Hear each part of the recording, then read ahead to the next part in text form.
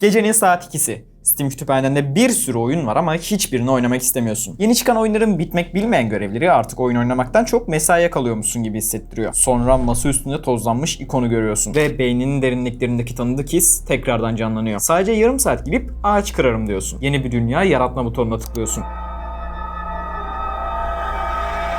Ve tebrikler. Yılda bir kez gelen, gözünü bile kırpmadan 2 hafta boyunca aralıksız oynayacağın Minecraft maratonu resmi olarak başladı. Peki ama neden? Neden her yıl aynı tuzağa düşüyoruz? Ve daha da önemlisi neden 14. günün sonunda kendi inşa ettiğimiz evin ortasında tek başımıza dururken oyunu aniden sıkıcı bulup kapatıyoruz? Bugün Minecraft'ın neden artık eskisi gibi hissettirmediğini araştıracağız.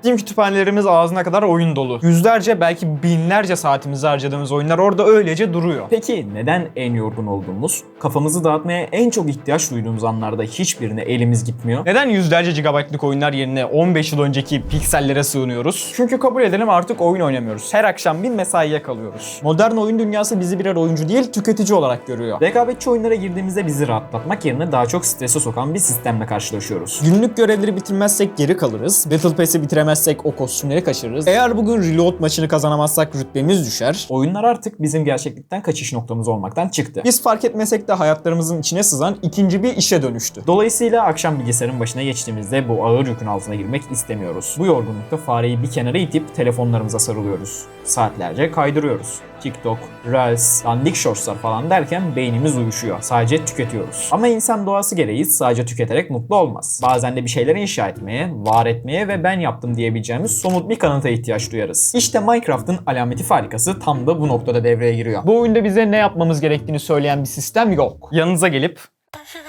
diyen bir NPC yok. Gerçek hayatlarımız kaotik ve belirsiz. Yarın ne olacağını, geleceğimizin nereye evrileceğini hiçbirimiz tam olarak kestiremiyoruz. Ama bu dünyada kontrol %100 olarak bizde. Eğer biz bir bloğu bir yere koyarsak o blok orada kalır. Dolayısıyla Minecraft bizim için bir oyundan daha çok gerçek hayatımızdaki kaos ve kargaşadan kaçıp sığındığımız bir nevi rahatlama yeridir.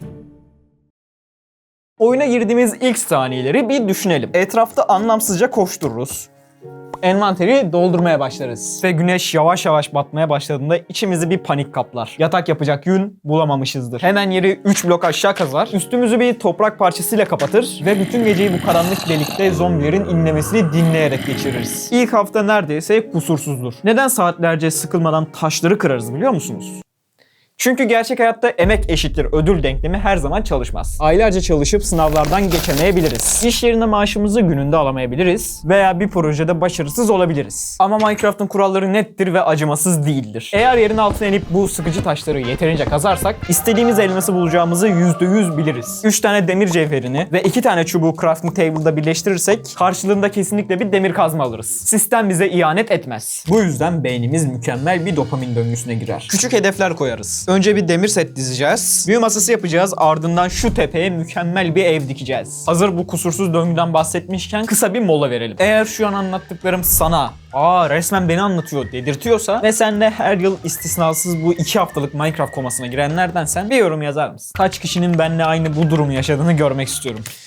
Neyse biz inşaatımıza devam edelim. Bu hedefler ve anında gelen ödüller bizi gerçek dünyanın belirsizliğinden koparıyor. Gözlerimizin altı morarana kadar ekrana bakarız. Gece saat 4 olur. Ama yatağa gitmek istemeyiz. Çünkü sonunda bu evi bitirdiğimizde hissedeceğimiz tatmin duygusuna açızdır. Ta ki o yapı gerçekten bitene kadar. Ve sonra 14. gün gelir. Bu anı hepimiz yaşamışızdır. Son demiri sandığa koyarız.